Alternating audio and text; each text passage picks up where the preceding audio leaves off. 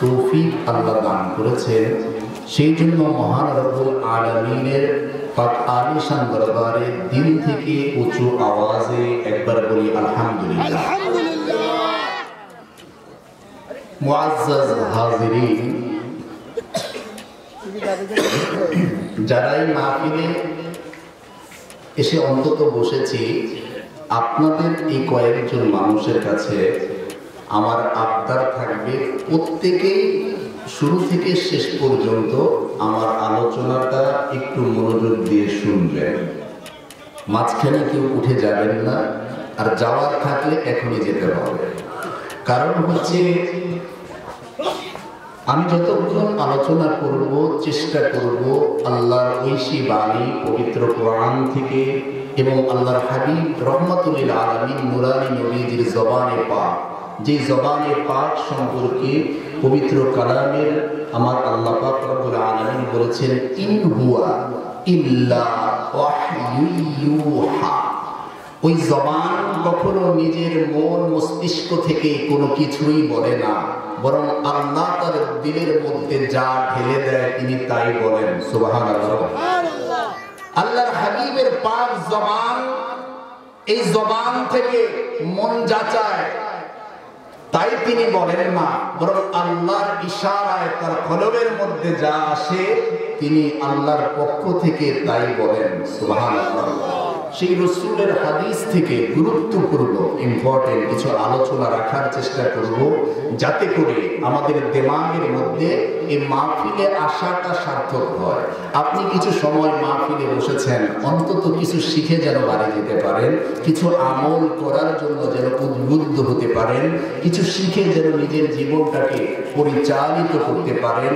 এই জন্য একটু মনোযোগ সহকারে এখানে বসতে হবে। আল্লাহ পাক রব্বুল আলামিন আমাদের সবাইকে আজকের আলোচনার মাধ্যমে নূর দান করুন, সকলে বলি আমিন। আমি পবিত্র কালামুল্লাহ শরীফের সূরা বাকারা, এই বাকারা থেকে একখানা আয়াত কারীমা তেলাওয়াত করেছি, যেটা 129 নম্বর আয়াত। আমার আলোচনা শুরু হচ্ছে আল্লাহর পবিত্র কালামের থেকে, পবিত্র কোরআনের আয়াত থেকে, কেননা আমাদের মুক্তির মূল মন্ত্র হচ্ছে আল্লাহর কোরআন এবং রাসূলের জবানের বাণী। কথা বলুন ঠিক কিনা? আমাদের মুক্তির আসল দিক নির্দেশনা যে দান করে সেটা হচ্ছে মহান রবের পবিত্র কালামুল্লাহ শরীফ এবং আমার প্যারা হাবিব রহমাতুল লিল আলামিন নুরানি নবীজির জবানে পাকে যে বাণীগুলি আমাদের জন্য নাজাতের জন্য রাসূল বলে গিয়েছেন, এইগুলি আমাদের নাজাতের ওসিলা। কথা বলুন ঠিক কিনা? এই জন্য কোরআন যেহেতু আমাদের হেদায়েতের পাথেয়, কোরআন যেহেতু আমাদেরকে সঠিক পথ দেখায়, এতে কারো কোনো সন্দেহ নাই। কথা বলুন ঠিক কিনা?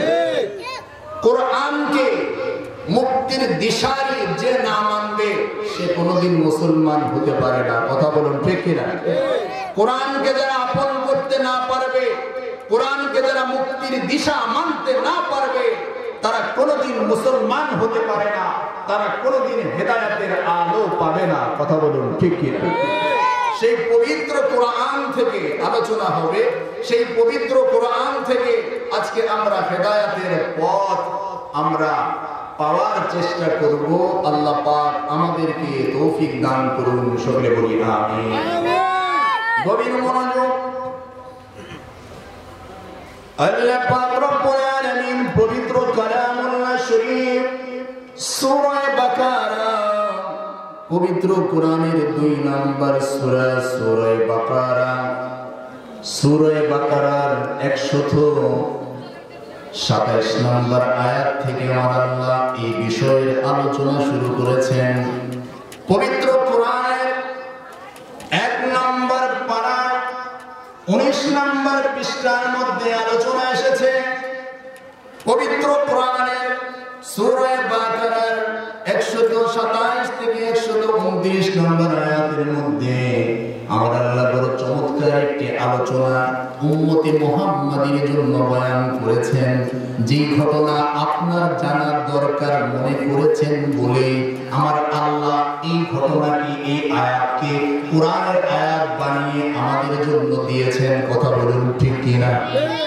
এই জমিনের মধ্যে আমার আল্লাহ আদম সফিউল্লাহ থেকে আমার দয়াল নবী পর্যন্ত প্রায় 1,24,000 পয়গম্বর পাঠিয়েছেন রে বাবা। একজন আর দুইজন পয়গম্বর নয়, প্রায় 1,24,000। কোন কোন বর্ণনায় বলা হয়েছে এটা 2 লক্ষ হতে পারে। বন্ধুরে আমার, কিন্তু পবিত্র কালাম আল্লাহর ঐশী বাণী, এই বাণীর মধ্যে আমার আল্লাহ পাক রব্বুল আলামিন অসংখ্য নবীদের আলোচনা করেছেন। আমার আল্লাহ পবিত্র কোরআনের মধ্যে আদম সফিউল্লাহর আলোচনা করেছেন। আমার আল্লাহ শীশ আলাইহিস সালামের আলোচনা করেছেন।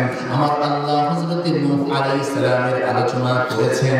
আমার আল্লাহ হযরতে মুসা কালিমুল্লাহর আলোচনা করেছেন। আমার আল্লাহ হযরতে সুলাইমান আলাইহিস সালামের আলোচনা করেছেন। আমার আল্লাহ হযরতে দাউদ আলাইহিস সালামের আলোচনা করেছেন। আমার আল্লাহ হযরতে ইউসুফ আলাইহিস সালামের আলোচনা করেছেন। আমার আল্লাহ হযরতে ইয়াহইয়া আলাইহিস সালামের আলোচনা করেছেন। আমার আল্লাহ হযরতে ঈসা রূহুল্লাহর আলোচনা করেছেন রে বাবা। এইভাবে একে একে আমার আল্লাহ পবিত্র কোরআনের মধ্যে প্রায় 25 থেকে 26 অথবা 27 জন নবীর আলোচনা করেছেন। বলুন না সুবহানাল্লাহ। It is very important. আমার আল্লাহ 1,24,000 পয়গম্বর দুনিয়ার মধ্যে পাঠানোর পরেও এত হাজার লক্ষ নবীদের মধ্য থেকে মাত্র 27 জনের আলোচনা কেন করলেন?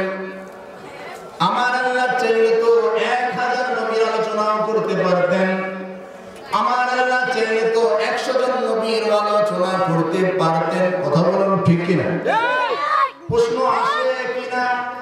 ও আল্লাহ, তোমার নবী তার পাক জবানে বলেছে নবীদের সংখ্যা হচ্ছে 1,24,000, কিন্তু তুমি আলোচনা করলা পবিত্র কালামে নাম ধরে ধরে মাত্র 25 থেকে 27 জন নবীর। বাকি এত লক্ষ হাজার নবীদের আলোচনা পবিত্র কালামের মধ্যে তুমি কেন করলা না?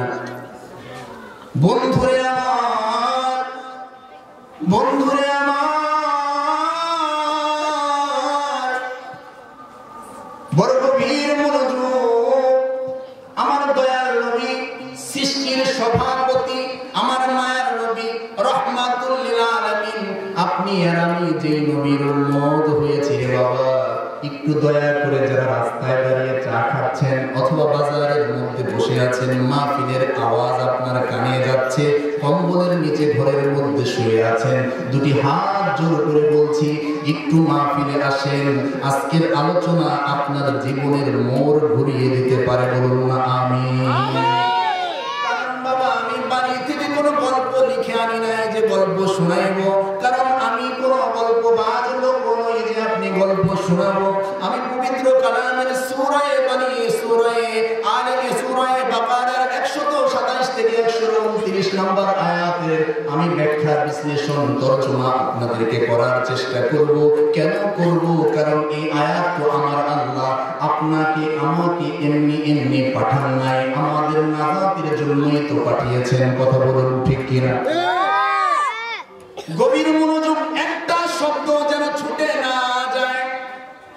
কারণ আমি প্রত্যেকটা মিনিট, প্রত্যেকটা সেকেন্ড চেষ্টা করব কিছু দিয়ে যাওয়ার। প্রত্যেকটা সেকেন্ড, প্রত্যেকটা মিনিট আমি চেষ্টা করব কিছু আপনাদেরকে শিখিয়ে দেওয়ার। কারণ বাবা, এই বাজারের মধ্যে, এই জামানার মধ্যে আজকে আমাদের হাতের মধ্যে একটা মোবাইল ফোন থাকার কারণে পৃথিবীর কোথায় কি হচ্ছে তা আপনি ঘরে বসেই জানতে পারেন। কোন মাহফিলে কোন বক্তা কি ওয়াজ করেছে আপনার একদিন ওয়েট করা লাগে না, বাড়ির মধ্যে বসে সরাসরি আপনি সেই আলোচনা শুনতে পান। কথা বলুন ঠিক কিনা? অথবা সরাসরি শুনতে না পেলেও ওই ওয়াজ আপনার মোবাইলে এসে যায়।